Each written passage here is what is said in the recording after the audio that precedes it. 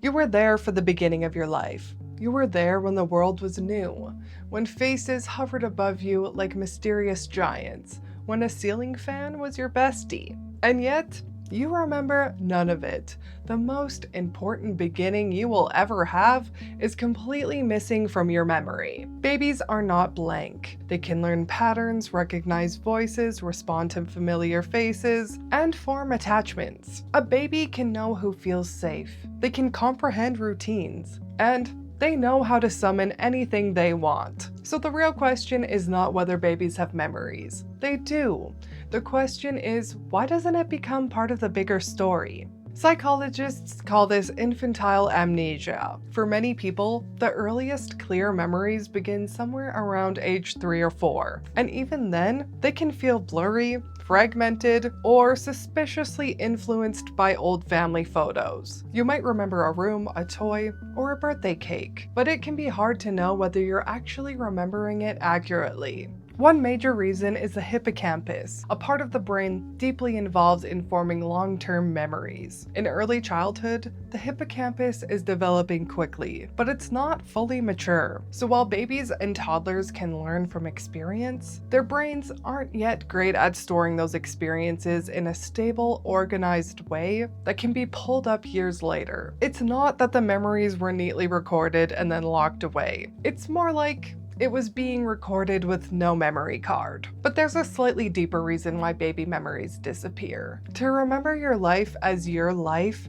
you need a sense of yourself moving through time. You need to understand that the person in the past was you. And that seems obvious, but babies have a very limited consciousness. A baby isn't sitting there thinking, this will be important for my future character development.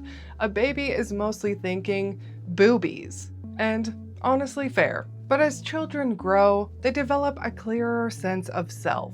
They begin using words like I and me. They start telling little stories about what happened to them. And adults help shape those memories. When a parent says, "Remember when we went to the zoo?" they're helping the child turn experience into memory. In that way, memory is partly social. The stories your family tells you about, or looking at pictures, can become part of how you understand your own past. Sometimes they preserve real memories, and sometimes they help create memories that feel real because they've been repeated so often. Your sense of your early self isn't built entirely alone. It's built with the help of people who remember you before you could remember yourself. But even without all that, your baby brain was still learning. You may not remember being rocked to sleep, but your nervous system remembers that you were comforted. You may not remember your first routines, but your brain learned what predictability felt like. You may not remember the earliest people around you, but your brain was already building expectations about connection,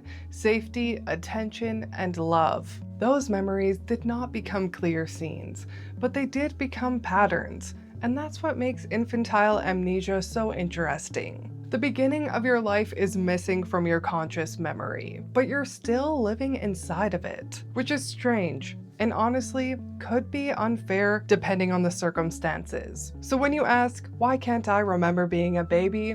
It's because memory requires more than just experience. It requires brain development, a sense of self, and a way to turn life into a story. But even though you don't remember it, it still shaped you. Because we're not made of only the memories that we can clearly see.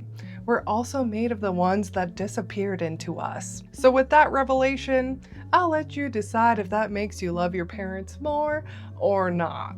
If you've made it this far, you've probably thought of a version of yourself that you can never fully meet.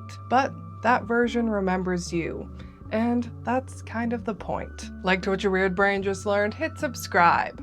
If not, that's okay. I'll just haunt the part of your memory that stores random facts.